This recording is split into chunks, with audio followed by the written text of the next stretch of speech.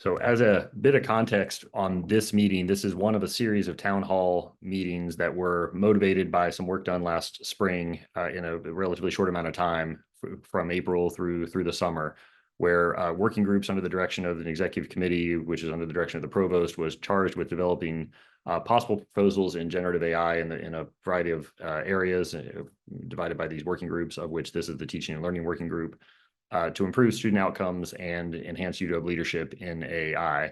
The context here was primarily in identifying sources of external resources to help pay for things.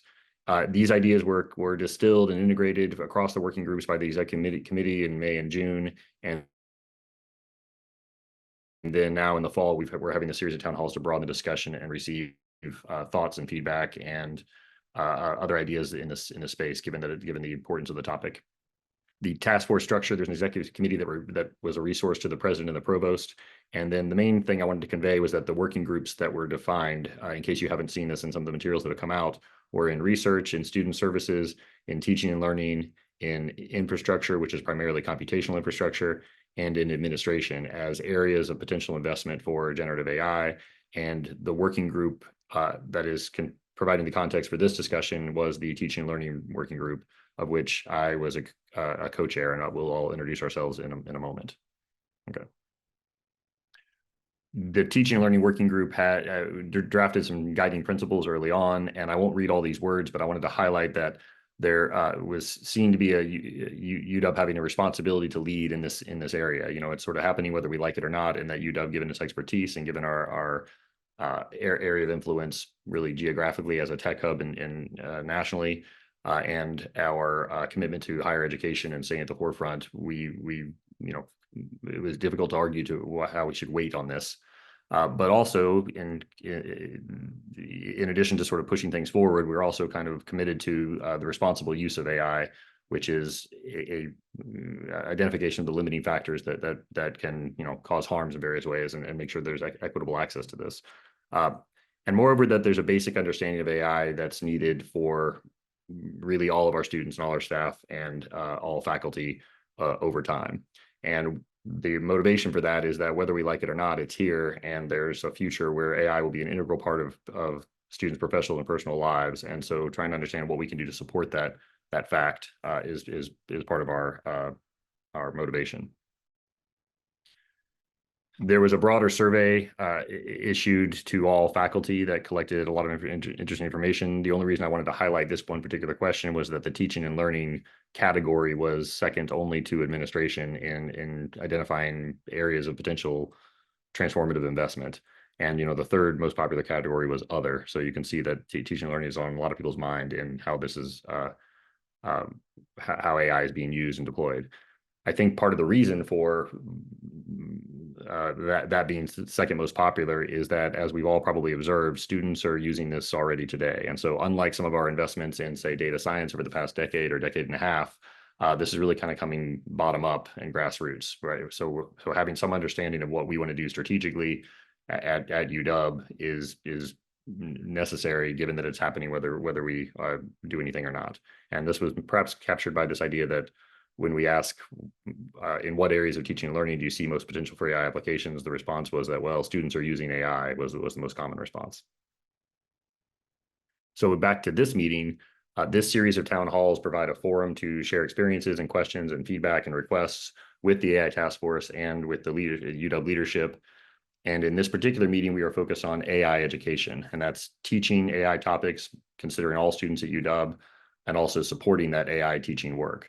There will be a second AI town hall in the context of the teaching and learning working group that is focused on general pedagogy in the context of AI. So that is not our focus today, but there will be a chance to engage on that topic as well.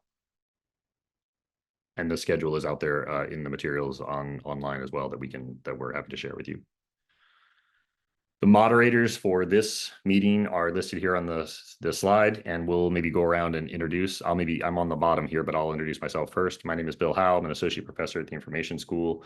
I was a co-chair for the AI working group on teaching and learning, and I've had a broad interest in both data science and AI education for the last decade or so, and was involved in some of the efforts through the Science Institute. the master's degree in data science and some other efforts. And this has been a prominent area of interest of mine for a while. Magda, do you want to?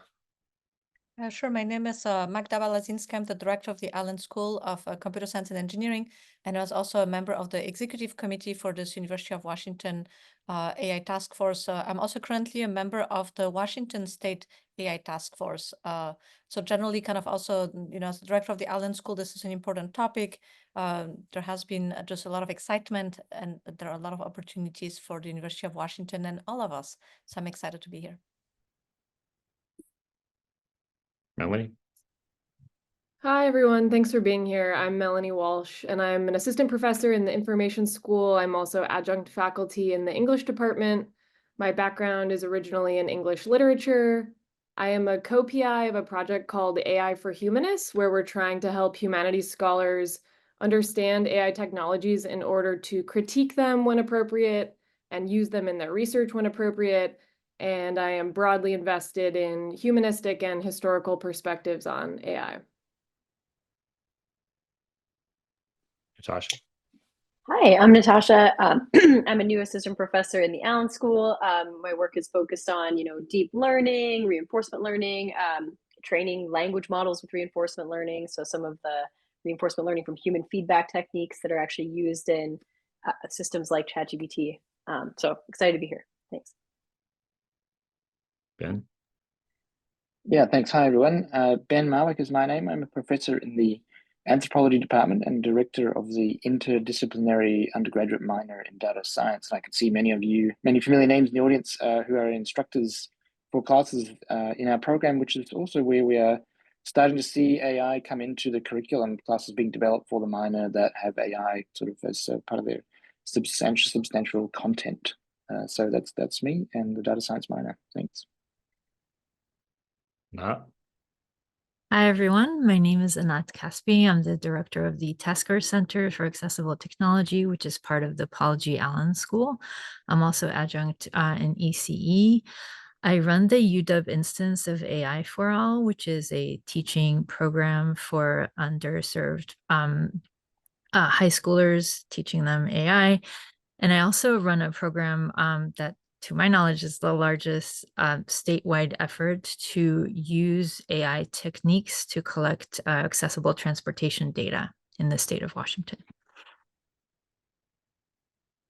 And thank you all. So there were a choice of a format for this event, and so we are the request for these wonderful volunteers to join us or in the context of being moderators. But as you can see, there's an enormous amount of expertise and interest in this area. So they'll both be acting as subject matter experts when that's appropriate, but also just here to kind of help kind of capture notes and listen and moderate the discussion as well. So the agenda here in the next few minutes, we'll wrap up this introduction and charge, and then we'll divide into breakouts on topics that I'll show on the next slide. You'll be able to self-select into these breakouts, and if some are less popular than others, that's totally fine. If some get 0 attendees, that's fine too. We'll redistribute, and then we'll get back together and report out, led perhaps by the moderators, but everyone will have a chance to weigh in, and we'll try to wrap up in the last 10 minutes here to catch any final words. The mics right now are off only so we can get through this initial part. We'll open them up in a moment before we go to breakouts, and then of course during the report out, we'll also open them up then. There are also notes that we were recording on an online document, and I'll allow the moderator, actually maybe I'll ask someone who has that link handy to go ahead and share it now. We were debating about whether so many people in the room would be a problem or not, but I think we all decided that it's better to just roll the dice and see what happens. So I'm a big fan of that in general, because I think sometimes people prefer to write ideas down rather than interrupt the conversation. So I like to be able to capture that information. And maybe I'll share that in a moment too, just so you can see the structure of that document. I put that notes document in the chat, Bill, just now. Thanks, Ben. Okay, so if you click that link, you can see the structure. There's some links for each breakout, and we can capture however you want. But just to take a little bit of pressure off the moderators from both moderating and capturing notes, feel free to add your thoughts there as you think them, and we'll try to distill the information in that document into information back to the executive committee, the task force leads, and the provost. So on the actual topics that we considered here, which stemmed from the discussions we had within the teaching and learning working group, are the following.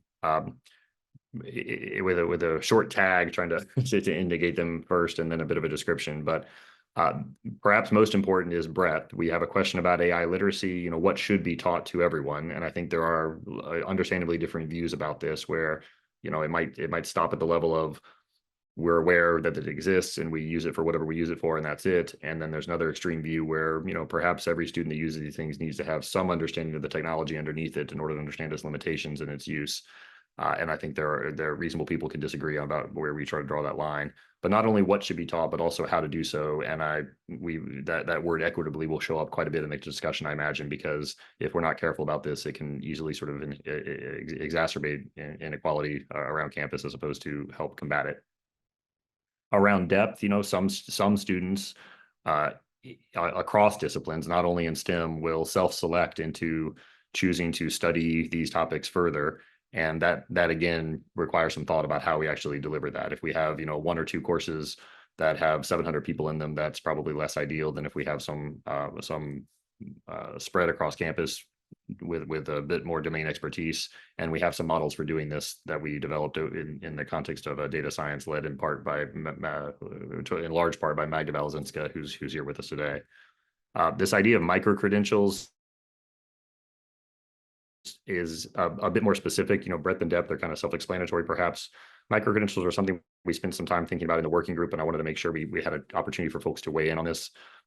But the thought was that the speed at which some of these topics are emerging is not always conducive to developing sort of core courses with a name in a specific department and attracting people and advertising, developing the curriculum and so on, that we may be kind of always be playing fast follower if we do that.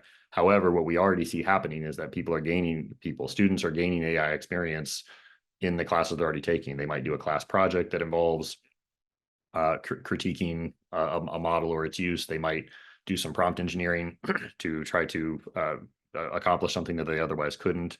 They might use it to help them write software to sort of write a larger piece of software than they would normally be able to do in the context of a course. They might train their own model. They might do something to submit a study. And so somehow acknowledging that this work is happening and giving people credit, not just giving people credit so they can feel good about themselves or put a line item on a resume where you have to kind of trust the author of the resume, but actually give UW official credit for this on the transcript so that employers can see, this is somebody that's you know, had an opportunity to fine tune their own model, which differentiates them from students that have not. So we have some ideas on how this might happen, but general feedback about whether this is a good idea or a bad idea, or examples you've seen work or not work elsewhere would be great. On the next one, this AI clinic. The thought was that if people want to do non-trivial work with AI or have some creative idea that they want to apply for their class or in their department, where do they go to get help to try that out, right? If you're browsing around on the web and just trying to use OpenAI's tools for this, you will run into some challenges. And we, again, through the Science Institute, have some models for how to support this kind of work with intellectual infrastructure, as sometimes we put it. In particular, this topic is near and dear to my heart a little bit, because the other observation that many of us are making is that smaller models that you can deploy locally are not dramatically different in capability than the large private closed for-profit models that you see online, which is a bit of a surprise, but that is the way the wind is blowing here. And so capitalizing on that fact and figuring out how we can specialize these for the needs of our students and our faculty and our goals is something I hope I personally see as a component of UW's leadership in this area, and perhaps delivered through the AI clinic would be one way we can explore that. On related work, this is really just a place where people can share examples or use cases that they've seen around UW or elsewhere, or if you've seen a news article about something going terribly wrong because someone tried to use AI in the classroom, or you'd really like us to emulate what you see at another university that your colleagues are exploring. We're hoping to kind of collect those links and collect those stories and collect those anecdotes so that we can kind of show that we've considered what's actually happening out there in the world. And then finally, part of the charge of these working groups were to think pretty big about what might be possible futures where things change significantly, hopefully for the better, but even possibly for the worse. And so we want to make sure we had a bit of a forum for people to kind of separate themselves from maybe the reality of how to get from point A to point B, but just really think big about what might be different or what they might like to see. I'm going to stop sharing there and shut down the slides. I'm going to pull up the document, and then I'll open it up for questions. Let me hit one more share button here. So here is the link that was already shared in chat, and there's links to each section here. And for each breakout, we can go whatever way we want. The moderators and the groups that do it can obviously self-select. We're not trying to put too much of a heavy hand on this, but just to perhaps frame the discussion, there's a bit of text that provides a bit of background for why this breakout was formed, and then there's maybe these two questions about what might you like to see happen in this area. And maybe a request to kind of ignore financial costs, or if not ignore, not center financial costs. And then similarly, what are some things you might definitely not like to see happen, again, aside from concerns about the financial impact of things, since that's a bit of an orthogonal discussion. Maybe with that, I'll open it up to questions or feedback or comments before we divide into breakouts. I see, oh, Magda raised her hand. Yeah, thank you. So thank you, Bill, for this great introduction. Thank you so much, everyone, for being here. I just wanted to add very briefly that I think we're really fortunate to have Provost Tricia Sirio currently kind of leading us in this way. She's working very hard to make sure the University of Washington, all of us have a clear AI strategy, which is to our advantage. If you want to be a leader in this field and do great things in this field, it's really helpful to try to all come together, coordinate our ideas, think big, and move forward. So I'm really grateful for that. And at the same time, she's really trying to do it in a way that allows all our voices to be heard. And this town hall is just one other way that we have to provide ideas, contribute to the overall vision. So I think this is exciting, and I just wanted to emphasize that the provost has her ears open. So I think that it's really worth our time, and I appreciate everyone being here and sharing those ideas. In the context of the work that was done in the spring with the AI task force, kind of in the education working group that Bill was co-chairing, we already had a lot of ideas around education that kind of bubbled up. And some of you may have seen this in the report. So also if people have questions or have any comments, we can also talk about those as well. I think they are nicely reflected in the questions that Bill brought up. So there was a lot of discussion around what do we mean, like in terms of AI literacy, what should our students know and learn? How should we roll that out? Well, how should we teach students who want to learn more in depth at different levels of depth? What should we be doing at the graduate level, undergraduate level? So lots of ideas swirling, and I think the administration at the top, they have their ears open. So it is a good use of our time to be here and participate in this discussion. Thank you. I saw one question come in the Q&A system. Thanks for using the Q&A system. Is the intent to focus on students or for all UW people? And I answered by typing, but I'll also answer live. So I had a choice there of buttons, and I'm going to do both. But the idea is certainly all the UW people. Obviously, teaching and learning affects the entire community in various ways. However, I will point out that there is another working group on, say, student services.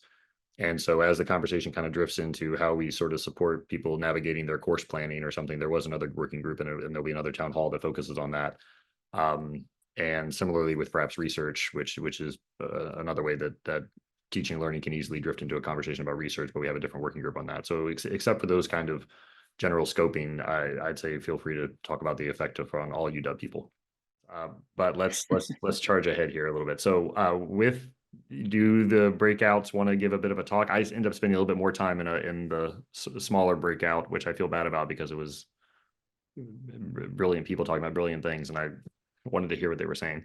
But maybe just going down the list, Melanie, do you want to give us a bit of a take on how the conversation on breadth went? Sure, yeah, I'm furiously trying to record the notes from our conversation. So yeah, I'll try to hit some of the highlights, but I'm going to be missing some things. So anybody from the group, please feel free to share. So some things that we talked about with regard to AI literacy is how are we defining AI? And that being a really important part of, if we're going to have any sort of literacy goals, we want to be clear about what we mean by AI. There were concerns raised about how are we addressing the gaps in AI literacy education from students K through 12 training. Maybe along those lines, there were also concerns raised about if we're developing AI for all initiatives, students are coming from lots of different backgrounds, including different linguistic backgrounds. These tools do not work equitably across languages. and cultures. And so how are we thinking about incorporating that into these efforts? There are concerns about incorporating AI literacy training in training similar to the Title IX trainings that students complete. They already have a bunch of things to complete. This feels like maybe something fundamentally different than that kind of training. However, at the same time, lots of concerns were raised about, or perhaps people were saying it's important to emphasize kind of the legal perspectives around using AI technologies if students are working with, or people at UW are working with, things that are IP issues or privacy issues, and how FERPA plays into all of this. And there were also concerns about trying to standardize literacy across all disciplines and parts of the campus, that there might need to be specialization for depending on where people are coming from. So I think those are some of the main highlights. But again, I would love if anybody else would share, be willing to share things that I did not just address. Maya? Yeah, hi. I guess I would just share that I felt the tone of our conversation was a bit more skeptical about introducing AI for all than was reflected in your report. I would just add that. And the need, as I would just add something that I said, which is that I realize it wasn't probably the charge of this task force to consider the future of AI at UW in relation to the rest of the university. But that moving forward, that must be central to anything that happens.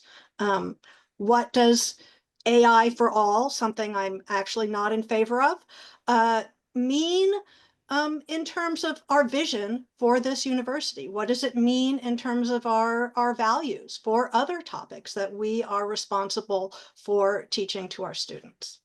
Thank you so much. So seeing no hands, maybe Natasha, do you want to take a whack at our discussion and maybe also differentiating from the breadth, which we spent a little bit of time on, I guess? Yeah, sure. So I think like distilling, especially some of the stuff we were talking about at the end, I think what we were saying with this is AI research has now become much more accessible broadly, and even CS research in the sense that LLMs can generate code more easily. So there may be students that are trying to participate in this, and then how do we actually support them in gaining the relevant expertise? And there's, of course, like we highlighted, a big population of students, a lot of applicants who are interested in AI and ML to a bunch of different departments, and maybe the Nobel Prize will even increase this in the life scientists. So how do we support these people with non-traditional, non-CS backgrounds and actually being experts? And we kind of talked about what things that they would need to know at minimum. And we talked about sort of the shortcomings of current AI techniques, like that they're subject to bias, that they hallucinate, although that those basics may be more, and also AI ethics, those basics might be more in the breadth component or in the basic literacy component. So we talked about developing maybe department specialized courses, which talk about the work that is relevant for a particular domain. So for example, in earth sciences, people are using foundation models for modeling the climate. So maybe there could be a focus course on that and how to incentivize people to create these courses. So something like teaching buyout. Yeah, I think that was most of what we talked about. Did you want to add anything? I'll maybe mention Miriam's point that there might be a categorization one could do in the space of participating in research to develop new AI methods. That also needs investment and shouldn't be sort of lost in the mix of trying to train users of AI. I don't know if I captured that accurately, Miriam, but I want to make sure you at that point. I thought that was a nice point that I hadn't really thought of. Thank you. Yeah. So courses that are about developing AI itself for students who are interested in research in advancing AI itself, because the number of such students has grown a lot in multiple departments. So that itself needs attention. And this contrasts with the breadth of AI across disciplines. Thanks. So we spoke about micro-credentials and ways to sort of recognize students' skill, knowledge development on AI. And we started with the W credit concept, which is, well established, recently reformed credential, and just sort of explored how that could be a good analog for some kind of AI credit or not. And we sort of felt that it had some unique qualities that made it not really ideal as an analog for a kind of AI credit. We talked about credentials outside of the UW transcript. LinkedIn credentials are popular among students, and sort of programs that run on campus but are not actually, degree programs. And we talked about, we heard from, is it Tim at the UW Continuum College, who described their system, which seems to be very mature kind of micro-credentialing platform.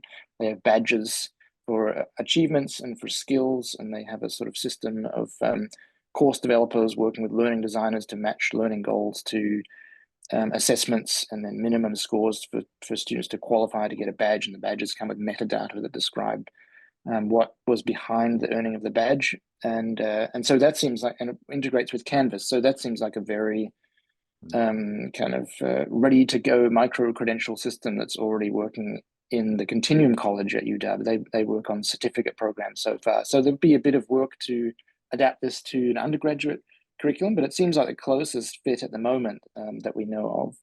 We talked about things that the challenges with having credentials that are completely at the discernment of a faculty member, and so the W credit has had in the past some issues around that where it's entirely up to the faculty member about, and there's a little bit of lack of transparency around that.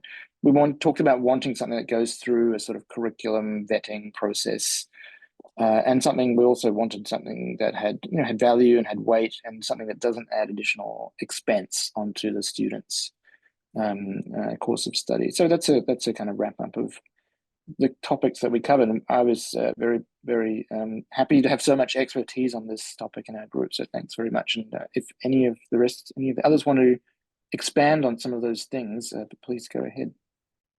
Does someone want to mention one sentence about the W credit in case people aren't familiar with it? Can I invite Anna Preuss to do that? She's an English professor and so teaches the W credit very, very often. Anna, are you still with us? Yeah, I am. And I Thank think you. I think there are probably other folks in here who know more about this than me, but a W credit indicates a writing intensive class. All of the 200 level classes in English automatically come with a W credit. Students have to earn a certain amount of W credits to graduate, but those credits can also be assigned to classes that do not automatically come with a W or writing credit at the discretion of the faculty member. That's great. Does that cover it? Okay. And every student has to do some amount of W credits in order to graduate. Isn't that the case? Yes, that is the case. I think it's 10 credits. I'm not sure if it has changed, but I think it's 10. And like I said, there are specific requirements for that, like requirements for revision of assignments, not a page count for amount of writing, but specific requirements for what qualifies a writing intensive class that have been developed in English and the program in writing across campus, I believe. Great, thanks so much. So if there's other thoughts on that, I'll make a quick observation that I hadn't thought about micro credentials as a requirement kind of thing, but it kind of engages with the breadth conversation as well. That may or may not be a good idea. I want to, with Maya's point is well taken, that this is not, it's not totally clear that we should be for foisting things on people, but that we have a mechanism to do so that kind of crosses departments and crosses things. I didn't quite realize. That's interesting. In fact, maybe if I can frame that as a question, has there been thoughts perhaps with respect to writing where, I suspect the answer is no, but that you enable you to kind of show off what you have done as opposed to meet this bar that has been set by UW? Because for the AI discussion, we more saw it the other way around. We saw it more as people are kind of earning these skills, earning this experience, how do they kind of demonstrate that to employers and demonstrate it on the record, as opposed to a top-down requirement. Is there a discussion about that with respect to W credits or any other kind of model that anyone's aware of? Maya Sonnenberg, I'll just jump in because I think Megan Callow has left. And so I'm not speaking for her. All I'm saying is that she is the go-to person for any any questions like that. I know that she, in addition to continuing to work on how W credits are framed at UW, is in the process of several other university-wide writing issues, and so she would really be the person to contact. And I'm so sorry for this. The last name was, I didn't quite catch the name of the Megan Callow, Callow. AOW. Okay, thank you. Yeah, just to briefly add, there's I guess the principle of trying to figure out how do we credential folks on the skills that they have rather than try to figure out what this threshold is that folks have to meet. I know at least a term that's related to that I've heard in education a lot is competency-based education. So as folks are exploring the models that work to support that kind of instruction, that's just a search term you may want to explore a little bit, this idea of allowing students to set their own goals for skills or competencies, and then through micro-credentials or other systems to work. So that would be useful. And I'm sorry, I'm busy typing something. Competency-based credentialing? Competency-based education is the kind of overarching umbrella for that type of model. That's great. Thank you so much. All right. If there's no other thoughts about that mechanism, Anat, do you want to say a few words about AI Clinic? Sure, thank you.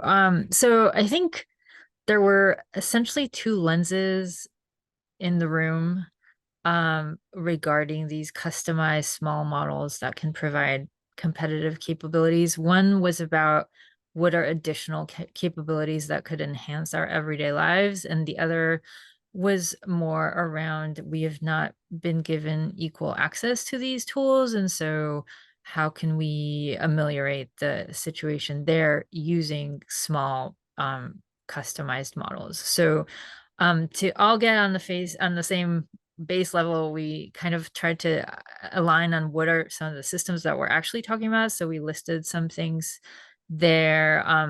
Some of the things that might be specific to like a small model that is customized would be some guidance to students and staff, etc. But one thing that actually came about was a central guidance within UW to allow people the knowledge of like what's available at the university at the LLM level, who's deploying what systems, what planned deployments are there, and can we collaborate better? And so that would be, it's a little bit self-referential, but the idea is to custom provide these models and enhance overall knowledge across the university. And so if some of these systems are reflective of changing systems, the questions came about like who is pushing the retrain button, what knowledge is being fed, how do we decide on the periodicity of retraining these models, and who gets to vet the veracity and credibility of that information. And so the next sort of part after we aligned was to understand like what we would like to see happen at UW, like specific to people's day-to-day lives, and we listed some things there. But one thing that really stood out was that there are current impedances on AI tool access having to do with lack of processes or the labor to support those deployments within different departments, and so that was something that our conversation focused on, and I'm happy to ask any of the other conversants to contribute here. Were there these examples are actually really helpful too that I see sort of in the notes there. Are there in the discussion, or maybe even just live right now, do people have ideas of things that they've either heard somebody would like to do or they would like to do that they are not quite convinced whether the available tooling that's out there, mostly offered by big tech, can support?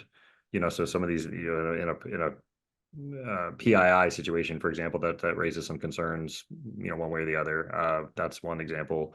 The other is sometimes, another one near and dear to my heart a little bit is that you tend to have to kind of stand on your head to get these things to say anything non-trivial or non kind of basic or non very safe when you're talking about it, which is not great when you're imagining teaching in a very nuanced context, say about world history or something, right? It's not the best tool right out of the box for that.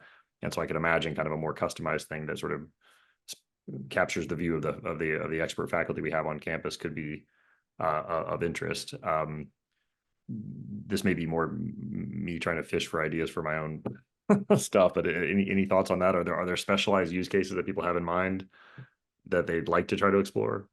And I'll also comment that the eScience Institute does have some mechanisms to provide this kind of support in various ways. So we wouldn't be starting from scratch, which is one benefit. On to related work, trying to capture some use cases and success stories and other examples of what's going on either here at UW or elsewhere.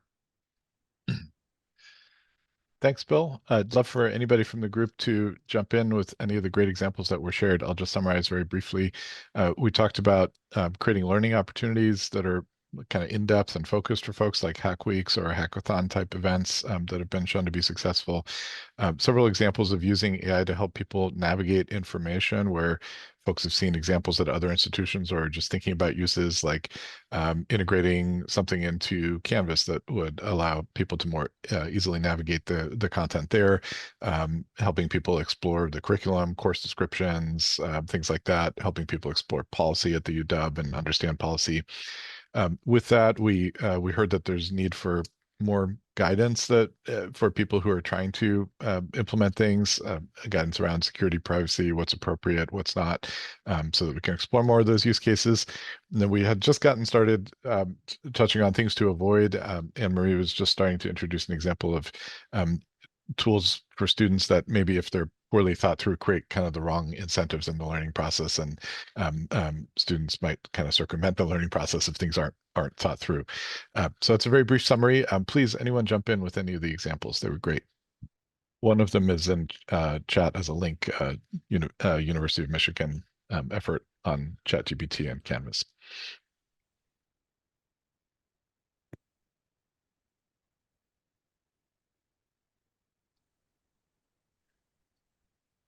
Please take the opportunity to go on the doc and add your own use cases to those notes, and doesn't have to be limited to the group that was in that room. As we reach the end of the period here, we may be getting people starting to think about their next meeting a little bit. So last but certainly not least, in the big ideas category, Maddie, do you want to summarize a little bit? Yeah, absolutely. Thank you, everyone. We had a great discussion in the Big Ideas breakout. I think a better name for our breakout, though, would be Miscellaneous Ideas. I think this is where we shared everything that didn't quite fit in the other categories. So I'll try not quite summarize, but at least briefly highlight some of the topics. They were all like super important, so I'm really glad we had a place to capture them.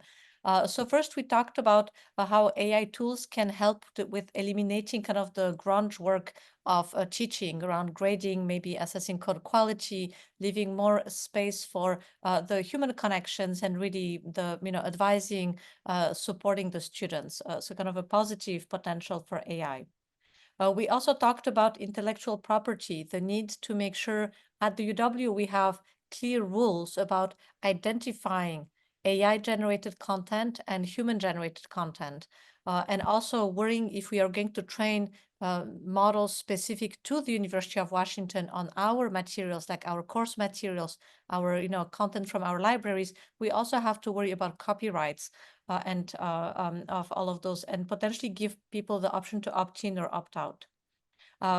We also talked about the exciting idea of really allowing students across different units on campus to work together, perhaps develop their own, like digital AI companions or other tools, and really have a way to learn from each other in this peer fashion. So kind of just a bit more so more also ideas, maybe this is kind of back to this bigger ideas that maybe if each student on the University of Washington campus had the option at the beginning of their career to have this kind of AI companion support them throughout their courses, their educations, well, that can also free up time from the teaching assistants and the faculty to kind of engage in more exciting, more interesting discussions and kind of have the AI help with kind of more the daily regular, tasks. I'm trying to scroll here. Another thing that was also important that was brought up was the need to educate everyone on campus around the risks of the technology and to become critical thinkers. When should AI be applied? When should it not be applied? How should it be applied, etc. So kind of really thinking about all of those aspects as well and making sure this is included in our education. We had a lot of conversations, lots of ideas. We also talked about having best practices and kind of bringing those best practices together in some documents, best practices around using AI, but also about teaching AI. There are examples, for example, of like different kinds of length courses, sometimes offered in partnership with industry. So it would be good to just have these kinds of repositories of ideas. Another idea was that, AI literacy is so important. We should be teaching it the way we teach asbestos training. Actually, I've been here 18 years. I forgot even we give asbestos training to new employees. Apparently we do such a thing.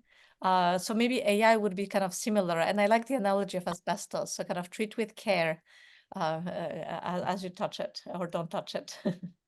And finally, we also talked about the need for training faculty members themselves. So if we are going to all be including some components of AI in courses that maybe are not really purely about AI, but about other topics, but it's just a reasonable, relevant component, then it's important for faculty members to also have this type of support.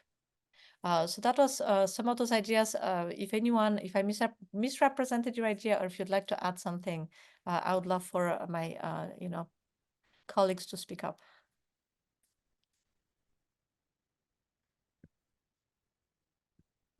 One note, we didn't have time, but I added it to the notes. I think, whether this is with the micro credential, it is, an AI for all kind of training, whatever that is.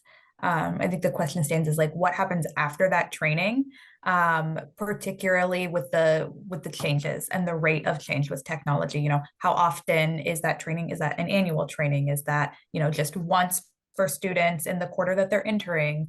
And then what opportunities do they have to actually apply knowledge from that training, so that knowledge doesn't atrophy? I also will do a very quick little plug of, if piloting what something like that could look like. I'm from the Office of Community Standards and Student Conduct, and we're trying to develop an AI like ethics for academic misconduct as one of our sanctions that we're assigning to students. And so if there's interest in kind of further discussing what should that content look like in a brief kind of training, please let me know, because I would love to connect. That's great. I made a note in the document. One quick observation based on, I love this idea of, we talked a little bit about this, but I hadn't heard the analogy to asbestos is a little bit more pointed than we came up with before. But there's a distinction that I've made in conversations around that kind of idea, to what extent is it required training versus not. And one observation about some of the required trainings is that, the actual knowledge about the topic, for better or for worse, tends to fall a little bit secondary to the ability to assert that everyone has clicked the button and gone through the video and so forth, so that the lawyers are able to say that we've covered everyone. That's a little bit cynical, I know, and I apologize for that. As important as asbestos is, there's a little bit of reality to that. And so this is not to dismiss the idea, though. This is to say that there might be both, right? Where we actually do have fundamental legal requirements emerging, because there are some things happening at the state level and the federal level around, use and misuse, or as Zoe said, there could be some academic conduct, norms that we codify and that we need to teach about. But then in addition to that, we also have kind of a, do people really understand what they're talking about, or do they, or have they, passed the minimum bar? So that sounded a little bit more cynical than I intended for it to do. But I wonder if that distinction, the legal the actual externally defined legal requirement versus the internal, we want everybody to know this, seems like it could be. If anybody had a comment on that, I'd be interested to hear it. Or if Zoe, I don't know if you run into this in your. Yeah, I'll say, I think my understanding is that I don't work in compliance services necessarily, but my understanding is that most of those that are the annual, or even, at the start of education, start of employment, those are typically related to some law, Title IX, Sam's Law for hazing prevention and awareness.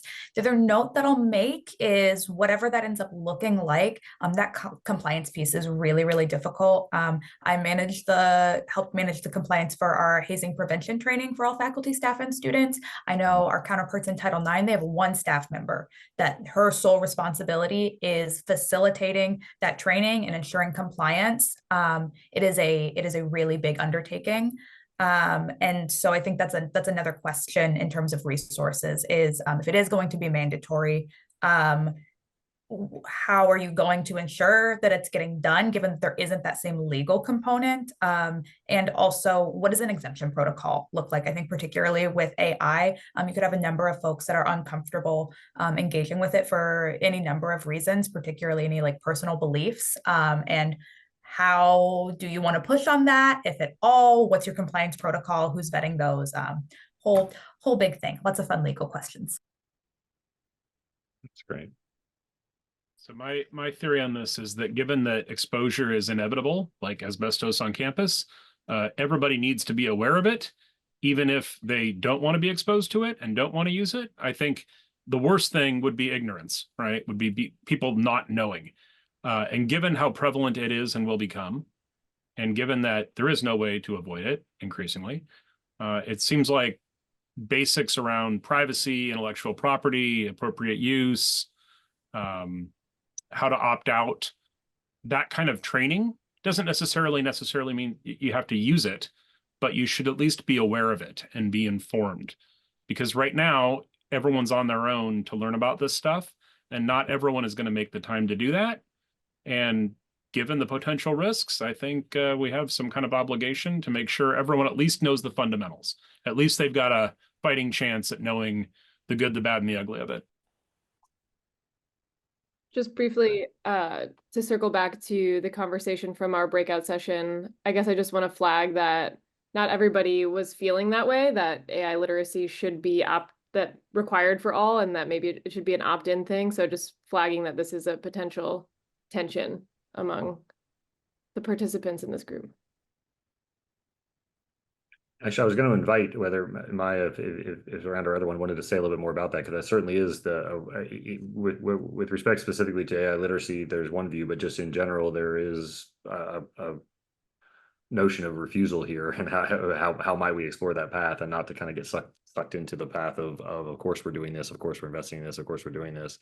My own view is that we like it or not, as was just expressed, there may be a bit of an issue of, if we do nothing, it's worse than if we do something, because we can't stop people from using it. But that's my own personal view. Other discussions around that? Oh, I saw a hand go up before Magda's, but then it disappeared. So I guess Magda, go ahead. Or Carl, Carl, was that you? Yeah, sorry, I think I hit it twice. So I'm coming at this from a totally different angle. I'm a student. Well, I'm a serial entrepreneur, but I'm taking continuing ed. I'm pretty well along with MIT's executive certificate for advanced certificate for executives, I think is what it is. So I look at this a little bit differently as an employer and somebody that's hiring people coming out of UW and not having a level of just some kind of basic acumen, to Jared's point.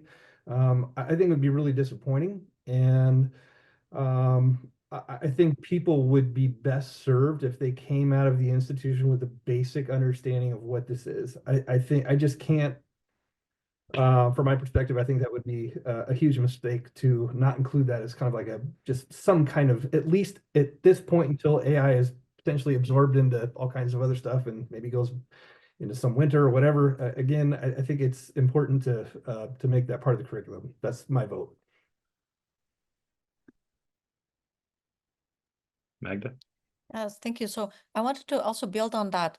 I think that if you look at history, throughout history, whenever there was a major, technological innovation, people who did not embrace it and or did not have access to it were really left behind. Like think about like even from big things like the in the industrialization, or things like automation. More recently, just embracing the internet, being online, doing those things, and now with AI. So I think it's our duty as a university to make sure that our students have access to all of this information, have opportunities to work with it, explore, think about it critically, as some people pointed out. I think it's really, really important. Otherwise, simply the University of Washington, our students, Washington State, just will all be left behind. I don't think this is a question of can we engage, can we not engage? It's here. We have to, unless or we will be left behind, and that would be really to the detriment of everyone. From that perspective, do we make classes mandatory? I think it's very difficult. At the university, at the student level, we can make things mandatory because they become just requirements for graduation. More difficult for faculty staff levels, but I think still having those courses saying that they are mandatory, doing our best effort to make sure everyone takes those classes, I think will be to the advantage of our community down the line. Thanks, Magda. Anna? Hi. Yeah, I just wanted to chime in, especially about the comment that this is, ubiquitous, it's happening, and thus training everyone is better than doing nothing. There are a lot of issues that are ubiquitous and pressing that we don't offer training on. And, I would say, like, we have the internet, right? Are we making people take a literacy class on the internet? Everyone on this campus? Like, there are a lot of these issues, and it's unclear to me why AI would be the thing that needs to be, a campus-wide AI literacy initiative. I use AI in my classes. I do research using AI. I'm not trying to bury my head in the sand. I am supportive of teaching students about these tools, but I just think given the fact that there are many issues that the campus community could use training on that we are not giving training on, I don't buy the argument that because this is happening and it's ubiquitous, everyone has to do the same thing to achieve some sort of AI literacy on this campus. Thanks. Thanks, Anna. Angie? Yeah, just following on that, I was the one who brought up the opt-in model in the breath working group, and I was coming from a position of that the right to refuse is a right, and I think that the perspective that tech is inevitable really misses out on that. Really pushes back against the refusal and that right, and also that there's a lot of corporate capture buried into some of these things. And so thinking about not just AI broadly, but that we're giving money to specific companies, and that refusal is part of that decision. And just that I think in general, saying that tech is inevitable really does a lot of support for specific companies rather than sort of the broader goal of informing and critical thinking and understanding how these systems are impacting current society, but really sort of in a limited way that not everyone is using them in society and they're not impacting all societies equitably, and just a lot of those considerations. Thanks, Angie. I'll take a little bit of abuse of power here. I absolutely agree. I do worry that there's so two comments, I guess. One is the corporate capture issue, I think, is especially important. But as I mentioned earlier, I think there is an alternative path that we need to invest in. I think this idea that because we think this is so important and there is a risk of not training students, that therefore we have to pay OpenAI $1 million a year to have access to everything, I don't think follows. And I think we sometimes are headed down that path, and Michigan went this route, and Arizona went this route, and UW may be going this route as well. But I think there actually is another path that we can and should follow. But also, I personally kind of believe it is a little bit different than some of the other technology coming back, including things as large and as significant as the internet, which was a little bit more gradual. It's the speed and the sort of undeniable effect on work that's happening here, where people are dropping their HR departments and dropping their software engineering departments and having sort of individual engineers do the work of literally 1,000 engineers before. This is happening right now today, playing out right before our eyes. And so I personally worry a little bit about any kind of a wait and see attitude. But I also can appreciate the idea that flies in the face of refusal and also maybe sounds a little sensationalized. I don't know. Sorry to editorialize. I shouldn't have done that. Really, I just feel strongly about it. We're at time, I guess. As I walked us out, that was terrible. Any other final comments? So I don't have to be the one who feels guilty about doing that. Well, let me just add a positive Okay, note. I think thanks. fundamentally knowledge is power, right? So the more we can educate our students, and I think we're all in agreement that we want to educate our students so that they understand the pros, the cons, some of how those things work, such that they can make their own decisions about where to use AI, when not to use AI. So I think fundamentally, it's just good for our community to be highly informed. And I agree that this does not mean we have to necessarily pay millions of dollars to specific companies. I think there's a lot of other options, including, for example, some of our faculty members are leading this really large scale effort to build like the Linux equivalent to large language models. It's called Olmo. It's an open source language model, fully open source. So everyone knows the code, how it was trained, the data, everything. And I think some of those are cool ideas of actually doing things, separately from those big tech companies. Fantastic. All right. Well, I walked us right up to the line here, so I'll let folks escape. Thanks so much. I was just browsing the document. There's actually a lot of material there, so that kind of feels like it kind of came for free. So that was really, really excellent that we were able to do that without having to give me enormous amounts of homework to go draft things. Thanks again. And I think I would say that the channels are open. Certainly mine are, but I think even the folks involved are happy to hear anything anytime from anyone. So please feel free, if you think of something after the fact, to drop in a document or send an email or anything else you can think of to reach out. But the folks are listening. Thank you.